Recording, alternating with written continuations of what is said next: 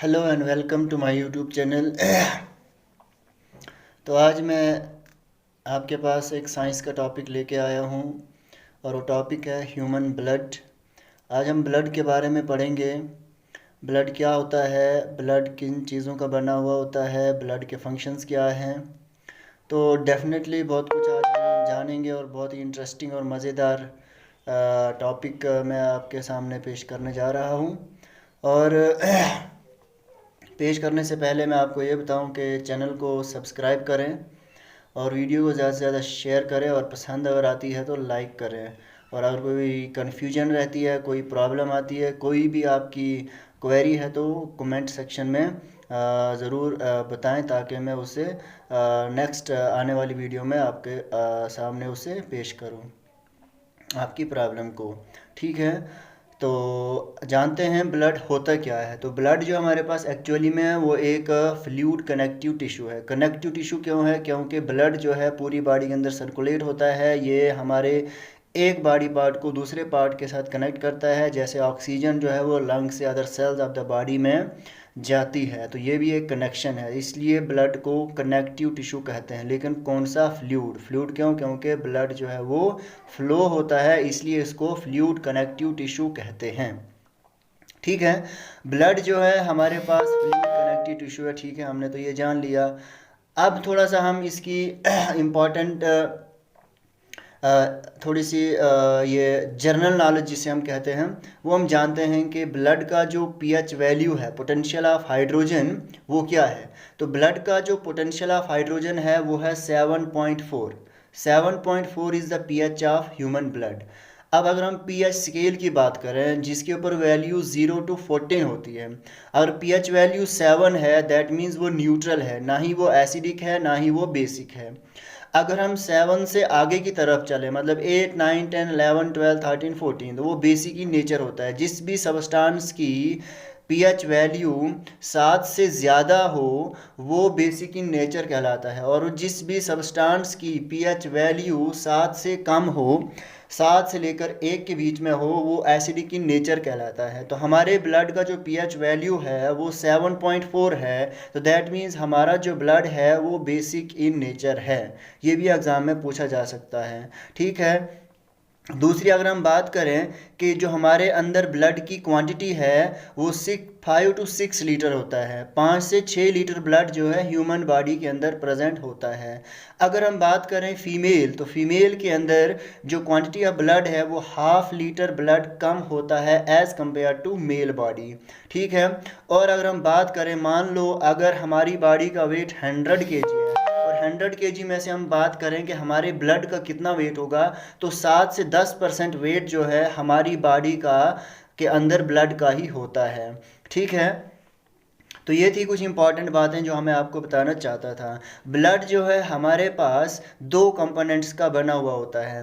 दो कंपोनेंट्स कौन सा है? एक है प्लाज्मा, दूसरा होता है हमारे पास ब्लड सेल्स और ब्लड कार्पसल्स। तो ब्लड सेल्स और ब्लड कार्पसल्स एक ही नाम है।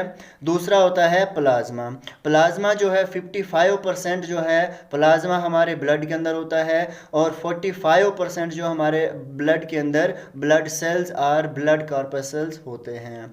अब बात करते हैं हम प्लाज्मा की। प्लाज्मा जो है हमारे पास फ्लूइड मटेरियल जो है, liquid part of blood is called plasma. हमारा ब्लड, हमारे ब्लड के अंदर जो लिक्विड पार्ट है वो प्लाज्मा कहलाता है। मतलब जो फ्लो होता है, जो ट्रांसपोर्टेशन का काम करता है, कार्बन डाइऑक्साइड का, ऑक्सीजन का, हार्मोन्स का, डाइजेस्टेड फूड का, एक्सक्रीटरी सब्सटेंसेस का, तो ये सब जो काम करता है हमारे ब्लड के अंदर वो करता है प्लाज्मा। इसलिए प्लाज्मा जो है liquid part of the blood is known as plasma. Plasma अगर हम बोलें कि 100% प्लाज्मा में से 90% जो प्लाज्मा है वो वाटर का बना हुआ होता है। सबसे इंपॉर्टेंट बात याद रखना कि 90% प्लाज्मा जो है is made up of water, and और भी बहुत सारे सब्सटेंसेस होते हैं हमारे प्लाज्मा के अंदर जो कि 10% की रेशो के अंदर आते हैं, जैसे साल्ट, कॉमन साल्ट है, ग्लूकोज है, डाइजेस्टेड फूड मटेरियल्स हैं, हार्मोन्स हैं, प्रोटीन्स हैं। तो ये बहुत सारी चीज़ें जो हैं हमारे प्लाज्मा के अंदर प्रेजेंट होती हैं, लेकिन इनकी जो परसेंटेज है वो ओनली 10% होती है। 90% हमारे प्लाज्मा के अंदर वाटर होता है। ठीक है, तो फंक्शन क्या है जो मैं आपको ऑलरेडी पहले ही बता चुका कि function of plasma is transportation of oxygen, carbon dioxide, digested food, excretory materials like carbon dioxide, urea etcetera. ठीक है, तो ये था हमारे पास प्लाज्मा।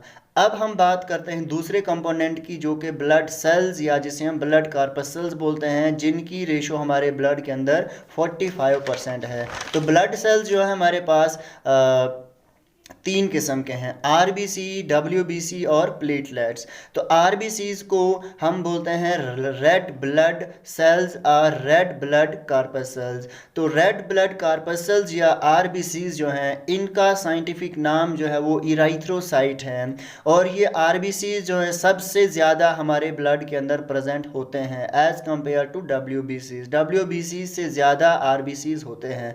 मान लो अगर आरबीसी 600 हैं तो WBC सिंपली 1 होगा।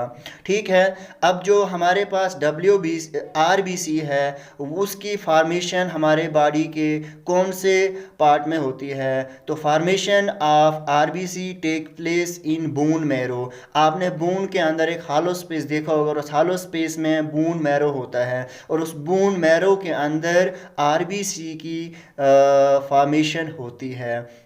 तो जब फॉर्मेशन इसकी बून मैरो के अंदर होती है तो डेथ कहाँ पे होती है? तो डेथ जो है आरबीसीज की वो स्प्लीन एंड लीवर के अंदर होती है, and liver is known as graveyard of the RBCs. का एग्ज़ाम में पूछ लेते हैं कि which of the following is known as graveyard of RBC, तो वो हमारे पास है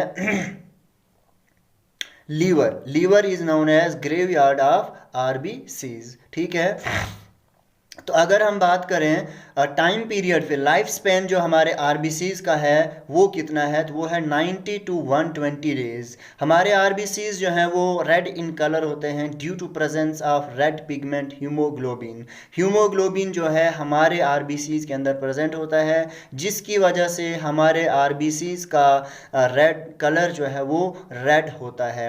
आरबीसीज जो हैं they are the carriers of oxygen from lungs to other cells of the body. ठीक है, जो हीमोग्लोबिन है ये दो टर्म्स का बना हुआ, हीमो एंड ग्लोबिन। हीमो का मतलब होता है आयरन पार्ट, ग्लोबिन का मतलब होता है प्रोटीन पार्ट। अब हमारे हीमोग्लोबिन के अंदर आयरन कौन सा प्रेजेंट है? वो है Fe2 positive. Fe2 positive iron है। एग्जाम में पूछते हैं कौन सा आयरन जो है हमारी बॉडी के अंदर प्रेजेंट है, तो वो है Fe2 पॉजिटिव। अब जो ये प्रोटीन हमारे हीमोग्लोबिन के अंदर है, तो ग्लोबिन काम क्या करते हैं? ये ऑक्सीजन और कार्बन डाइऑक्साइड को कंबाइन होने में मदद करते हैं। अब deficiency of haemoglobin cause anaemia और जॉन्डिस। जब मतलब हीमोग्लोबिन जो है हमारे आरबीसीज के अंदर कम हो जाता है, ब्लड के अंदर कम हो जाएगा, तो दैट मीन्स हमारी जो अंदर बॉडी के अंदर जो बीमारी लगेगी वो एनीमिया या हम जॉन्डिस बोलते हैं। हमारे आरबीसीज के जो सेल हैं इनके अंदर कोई भी न्यूक्लियस नहीं होता है। दूसरी बात अगर हम याद रखें तो एस्टीमेट के मुताबिक 3 मिलियन आरबीसीज जो हैं पर डे आरबीसीज की डेथ होती है, और 4 गुना ज़्यादा आरबीसीज जो हैं बोन मैरो के अंदर पैदा भी होते हैं। मान लो अगर 3 मिलियन पर डे मर रहे हैं और पर डे 12 मिलियन आरबीसीज पैदा भी होते हैं। इसलिए जब कोई ब्लड डोनेट करता है तो दैट मीन्स ब्लड डोनेट कोई किसी को कर रहा है तो उसके अंदर कितने आरबीसीज की कमी हो जाती है। तो अगर वो आरबीसीज जो हैं पैदा होने में अगर थोड़े दिन में थोड़े पैदा हों तो दैट मीन्स उस इंसान का हेल्दी और फिट रहना उसके लिए इम्पॉसिबल हो जाता है। ठीक है, तो दैट मीन्स 3 मिलियन के करीब आरबीसीज पर डे डेथ होती है, और 12 मिलियन के करीब जो आरबीसीज जो हैं वो bone marrow per day produce करता है। अब हम बात करते हैं WBCs की। WBCs को वाइट ब्लड कार्पसल्स भी कहते हैं। साइंटिफिक नेम जो है WBCs का वो ल्यूकोसाइट है। ठीक है, फॉर्मेशन जो है इनकी बून मैरो के अंदर है, और डेथ जो है हमारे WBCs की वो ब्लड के अंदर होती है। लाइफ स्पैन WBCs का 3 to 5 डेज होता है। क्वांटिटी अगर हम बात करें तो वो RBCs से कम होती है। मैंने आपको बोल दिया कि अगर हमारे पास 600 RBCs हैं तो एक हमारे पास WBC होगा। फंक्शन क्या है WBCs का? सबसे इंपॉर्टेंट फंक्शन ये है कि WBC जो हैं वो एंटीबॉडीज़ को बनाते हैं, जो भी हमारी बॉडी के अंदर कोई बैक्टीरिया या कोई पैथोजन जो है हमारी बॉडी के अंदर कोई बीमारी क्रिएट कर रहा है, कोई इन्फेक्शन क्रिएट कर रहा है, वो एंटीबॉडीज़ जो हैं उस इन्फेक्शन को, उस बीमारी को ख़त्म करके हमारी बॉडी को प्रोटेक्ट करते हैं। मतलब कि ये प्रोवाइड करते हैं immunity in our body. WBCs provide immunity in our body, जिसकी वजह से हम जो है, अगर हमारा इम्यून सिस्टम स्ट्रांग हो तो हम पैथोजन के साथ लड़ सकते हैं, हम बैक्टीरिया के साथ जो है हमारा इम्यून सिस्टम लड़ सकता है, और इम्यूनिटी जो स्ट्रांग जो है WBC की वजह से होता है। अगर WBC हमारी बॉडी के अंदर कम हो जाता है तो एड्स की बीमारी फैलने के चांसेस हो जाते हैं। ठीक है, तो WBCs के जितने भी सेल होते हैं उन सब के अंदर न्यूक्लियस प्रेजेंट होता है। ठीक है, और हम बात अगर करें WBC जो हैं वो RBC से नंबर में बहुत ही कम होते हैं, बहुत ही कम होते हैं। ठीक है, अब हम बात करते हैं प्लेटलेट्स की। प्लेटलेट्स जो हैं ये हमारे जब हमें कट लगता है, ज़ख़म लगता है, और जब ब्लीडिंग होती है, ब्लीडिंग को रोकने के लिए ये प्लेटलेट्स जो हैं क्लाट्स जो हैं उस वांड के ऊपर बना लेता है। जब लगती है, एक छिलका जैसा हमें दिखता है रेड कलर का, वो क्लाट कहलाता है, और वो क्लाट बनता है प्लेटलेट्स की वजह से। मतलब platelets help in coagulation of blood or clotting of blood. ठीक है, तो ये प्लेटलेट्स भी जो हैं बून मैरो के अंदर ही बनती हैं, इनकी डेथ भी जो है वो ब्लड के अंदर होती है, और लाइफ स्पैन जो है वो 3 to 5 डेज़ है हमारा प्लेटलेट्स का लाइफ स्पैन। और अगर प्लेटलेट्स की अगर हमारी ब्लड के अंदर कमी आ जाती है, deficiency of platelets cause dengue. ठीक है, अब हम बात करते हैं last function of blood. Blood का फंक्शन क्या है? तो ब्लड जो है 3 मेन रोल प्ले करता है। एक तो transportation of substances like gases, respiratory gases जैसे ऑक्सीजन है, कार्बन डाइऑक्साइड है, उसके बाद डाइजेस्टेड फूड और न्यूट्रिएंट्स है, वेस्ट प्रोडक्ट है, हार्मोन्स हैं, एंजाइम्स हैं। तो ये सब चीज़ें जो हैं एक पार्ट से दूसरी पार्ट ऑफ द बॉडी में ट्रांसपोर्ट करने में हमारा ब्लड जो एक इम्पॉर्टेंट रोल प्ले करता है। दूसरी बात जो है, हमारा ब्लड जो है हमें बहुत सारी बीमारियों से निजात दिलाता है। जैसे हमने WBC के बारे में पढ़ा कि वो एंटीबॉडीज़ प्रोड्यूस करता है, जो बहुत सारे बैक्टीरियाज को, बहुत सारे पैथोजेंस को किल करता है, और हमारी बॉडी को किसी भी इन्फेक्शन या डिजीज़ से प्रोटेक्ट करता है। तीसरी जो मेन बात है, 3 मेन फंक्शन जो हमारे ब्लड का है कि वो हमारी बॉडी टेम्परेचर को मेंटेन कांस्टेंट रखता है, क्योंकि जो ब्लड कैपिलरीज होती हैं हमारी स्किन के अंदर, वो हमारे बॉडी टेम्परेचर को मेंटेन रखने, रेगुलेट रखने में मदद करती हैं, जो कि अराउंड 37 डिग्री सेल्सियस के इर्द गिर्द होता है। अगर 37 डिग्री सेल्सियस से नीचे अगर टेम्परेचर आता है तो भी हम अनहेल्दी महसूस होते हैं, और अगर हम 37 डिग्री से ज़्यादा अगर टेम्परेचर हो जाता है तो भी हम अनहेल्दी फील करते हैं। तो this is all about human blood. I hope you have getting this analysis very well, and और अगर आपको अच्छी तरह से समझ आया तो वीडियो को ज़्यादा से ज़्यादा शेयर करें, और कमेंट सेक्शन में कोई भी क्वेरी हो, कोई कन्फ्यूजन हो उसे बताएं, और चैनल को सब्सक्राइब करें। God bless you all.